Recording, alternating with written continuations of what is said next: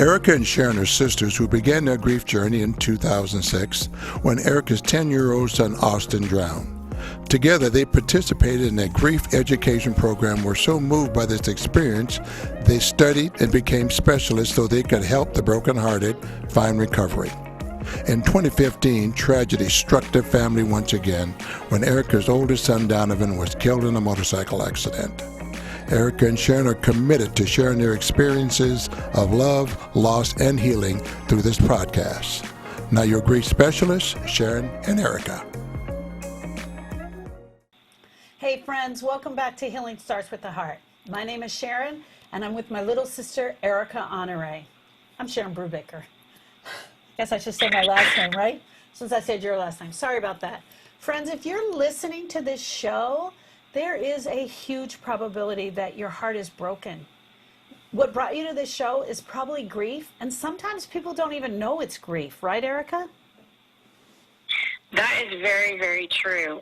Good morning, everyone. Thank you guys for coming back. But that is really a key concept, because sometimes people, I think, click on the podcast and they think that, oh, this is going to help my neighbor, my best friend, my sister. But what they don't realize is that it really helps them. That is so true, because I think as a society, we don't use grief in the right label, or we don't associate it with all of the things that it goes with. We just keep putting it on death. So I think a lot of times you're right. People come to the show thinking, oh, I need to listen to this for Julie or for Susie or for Sandy. And then they start realizing it's really for them. Yeah, absolutely. And that's actually why we do this, because, you know, the more people we can reach and get this message out there, the more people we can begin to help heal. What an amazing opportunity we have to get the word out. What an amazing opportunity you and I have to share this great message. So today, the aspect, what you and I do, are we bring in the littlest, tiniest idiosyncrasies that come along with grief that a lot of people didn't expect to be there, or they didn't know it was going to be there when their first grieving experience happened, right? And so today we want to talk about the first time someone asks you as a mother or a father how many children you have after the loss of one of your children. And unless you've experienced this firsthand, it's hard to convey the panic that question causes and the deer in the headlight moment it is to have that question asked to you. Because there's so many emotions, so many conflicting emotions that happen all at once. It's, do I tell the truth? Do I want to go there right now? If I say just the number of my remaining children, is that denying the existence of my child that's no longer here? If I just gloss over the question completely and act, then I look weird. It's like it's hard to put into words why this is so odd, but it really is a thing for parents that have lost a child. I love the way you just described that, Erica. I so love the way you've just described it, because number one, it is something that I have never experienced.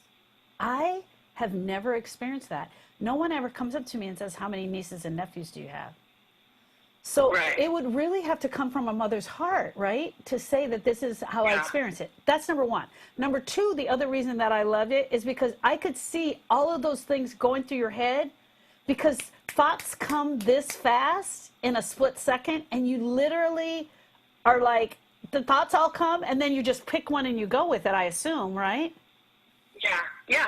And that's it. Depending on the day and how my day is going and where I'm at with that grieving process that day, depends on how I answer the question. Every time I answer it, it's different. But that just you saying the question makes me sweat in my armpits. Like, I swear it's a real thing. It is a real thing that causes me anxiety. And it's, like you said, the little idiosyncrasies that we don't realize happen after we experience a grieving event. One of the things that I try to do when I work with a mother that has lost a child, you and I have both done this, is I make them aware, if they haven't thought about it already, that the question is coming. I try to get them to pre-think about their answer to help them to help some of that panic attack that approaches.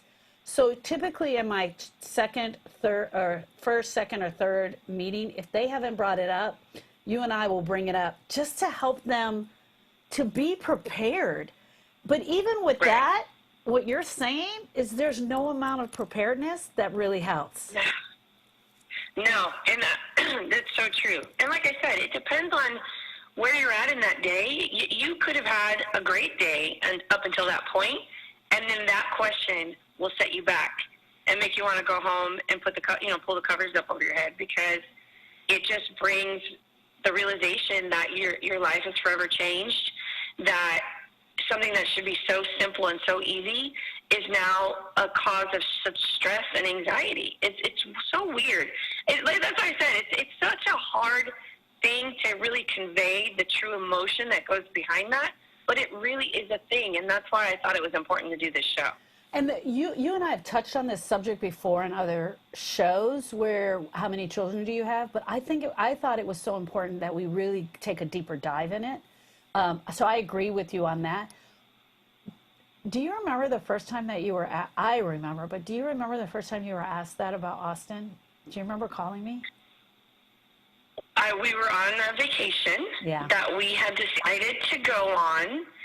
And because we had already planned this trip to Puerto Vallarta, I mean, not just Louis and I, but I mean all cousins and our brother and sister-in-law, and it was a big family trip. It was one of those all-inclusive resorts. And immediately after Austin passed away, we were like, should we still go? Should we not go? And I felt for the kids, especially the kids that were there when Austin passed, it would be a nice change of scenery for them to just give them a break in the whole grieving process. So we all decided as a family to go, and we're hanging out by the pool, having an awesome day. And innocently enough, this woman that was sitting there watching us and the dynamic with the big family and all the kids, and she was like, oh, are you guys related? And it just casual conversation between she and I, and yes. And she said, I said, those are my kids right there. And she said, oh, how many kids do you have?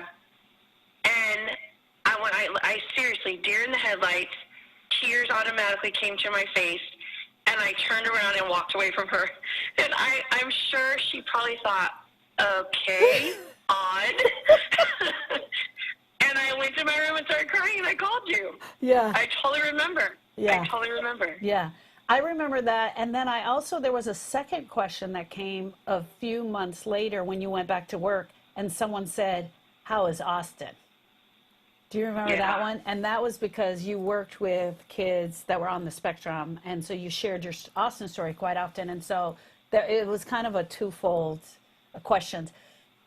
This is the part I can't remember, and I'm pretty sure I do know the answer to it. We never thought about that. You and I never thought about that question coming. That's why it helps to prepare people. Until it happened to you, we had never thought about it. Well, and when you initially have a traumatic event like that where you lose a child and you are working, hopefully you are allotted to have some time away from work. So you kind of go into this protective bubble where your family and your friends are, keeping you safe and making sure you have safe space to share and do what you need to do. But when you're exposed to the real world again, when you go to the grocery store or when you go back to work, then you're very exposed. And I had a similar experience after Donovan passed. I think we've talked about what a beautiful event we had for his funeral, and our whole driveway and front yard were lined with full-size American flags because he was in the military. And when I was in the grocery store, I ran into one of Jordan's teachers, and she said, oh, I passed your house the other day, and you have a beautiful 4th of July party. And again, deer in the headlights moment, because I'm like, oh my God, that was Donovan's funeral. Like, how do I even address this? And it was very awkward and very uncomfortable, and I stumbled and stuttered a lot. But yeah, not prepared at all to have that in the grocery store. But these real life moments happen all the time. Absolutely. Now, one of the other underlying aspects is when someone says to you something about their child that's close to your child's age. Like, my son's turning 21. Or my son is turning 21, he's eating me out of house and home. anything like that, I know has set off parents that we've worked with as well, because it's a constant reminder. Yes, anything around the age where your son or daughter would have been, or a milestone that your son or daughter would have been obtaining, yes, it can absolutely be a trigger, because it just takes you back to your own personal loss of hopes, dreams, and expectations that will never happen for you in your life with that particular child. Yeah. So there's another underlying level of how many children you have, and that is that a lot of men don't experience this. A lot of men don't experience this because I would imagine, I have no idea, that you don't see a lot of guys coming up to other guys saying, "Hey man, how many kids do you have?" And Right. yes, it's like an awkward question, right? And because they aren't getting that question asked to them, they don't really experience this. So a lot of times when you come home to your husband and you're like, "Someone asked me how many kids they're like, they don't get it. They don't get that aspect of it. True. So true. Because I shared that with him when he came back to the room. He came to check on me, and I was like sobbing. And I said, "That lady asked me how many kids I had," and he just stared at me, kind of like I was stuck on stupid, and he didn't understand like why it was such an issue. And so he said, and then he kind of, in defense of me, because he's just a true love of my life, he wanted to, protect me. And so he said, kind of like, "Tell her it's none of her business," and because that's easy for them. They just want to shut it down and solve the problem. But I really had to take a deep look at how, moving forward, I was going to answer that question and prepare myself to answer that question, because it's very common. People, in the line at the DMV will ask you, because you just start up conversation while you're waiting. It's very natural. Yeah. So you've also shared this as well on one of our other shows, that you can say, "I have 4 children and 2 of them are in heaven." And then you see the look on their face, like they don't want to go there, and they start moving their broccoli away from your bacon. And then you're like, "Okay, we're no longer talking." That is so true. That's why I said it depends on where you're at in your grief journey on that given day when the question is asked. Because I've had that where it's like, "Okay, I feel okay. I'm going to be honest." And then the reaction they give me. So some days I'm just like, "Ugh, I just don't have the energy to get into this." So I just say 4 or 3 or 2 or whatever I feel like on that day. Yeah. And so, because it just depends on where my energy is and how much time I feel like investing. What happens to the mom that can't answer that question? What advice do you give to her, Erica? I would say just don't answer. I would be truthful to yourself first. And I think, and you and I talk about this all the time, because we are ill-equipped as a society to communicate truthfully about our grief, you have to first be true to yourself. So if you are feeling uncomfortable, or if you feel like it's going to drag you down, just say whatever makes you feel all right in the moment. Yeah. You don't need to put yourself at risk to have a setback, to make you want to go back to bed, if this is the first time you're getting out into the real world without your protective bubble, you need to first be true to yourself. So answer the question the way you are most comfortable. So so you're actually saying, if you want to not tell the truth, it's okay.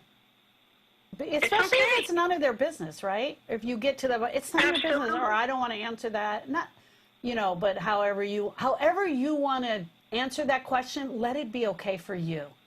And Absolutely. And the answer can change from day to day depending on how you are. I love that answer.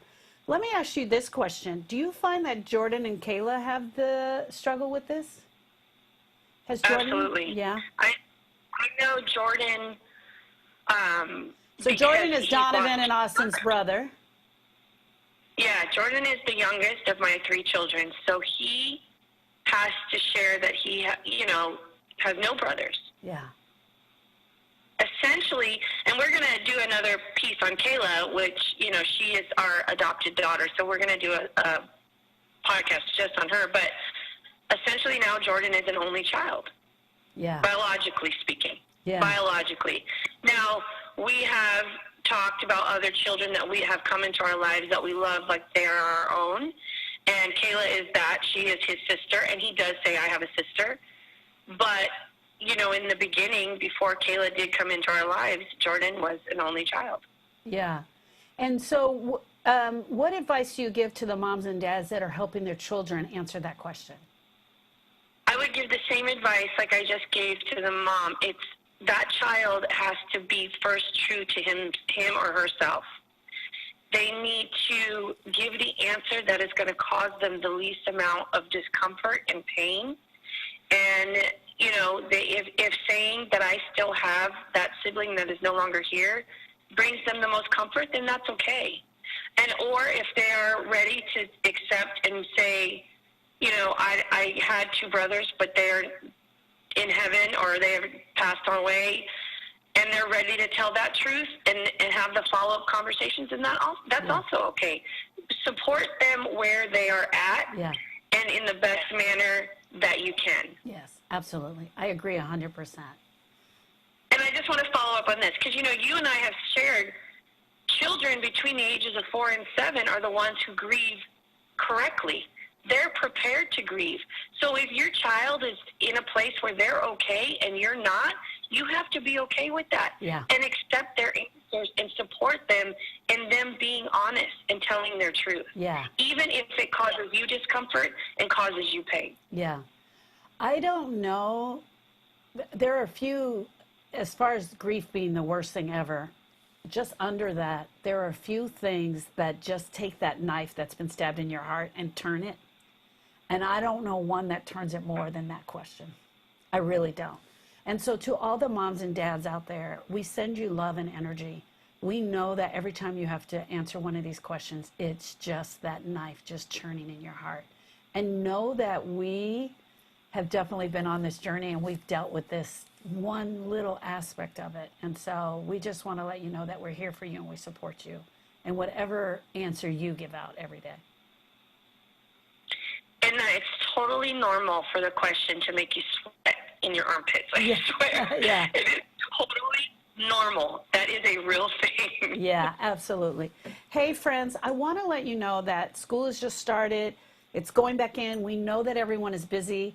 Erica and I are getting ready to hit the road with our grief recovery weekends. And so we got a lot going on. So we've had to limit our mini sessions to only 3 per week. So starting this week with school going back in and the holidays are going to be on us, we only have time to do 3 mini sessions per week. So we want to let you know that you can go to our website at Healing Starts with the Heart.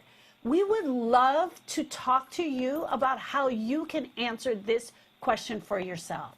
If you're a mom or a dad that's out there suffering and you just want to talk it through with us and role play with us to answer this question, we would love to drop on a mini session with you. So go to healingstartswiththeheart.com and sign up for a mini session. And your last thoughts, Erica, for today? Last thoughts are initially when you experience a traumatic event, a traumatic loss, you're so caught up in the emotion of your new reality. It's so hard to think about all these little other pieces that will continue to come at you day after day. So that's why we are here for you. We are here to help you troubleshoot those things before they come up, just so you can be prepared. So just know that because we've walked down this path already, it is our pleasure to be here and help you in the best way that we can. Awesome. Thank you so much and have a great day.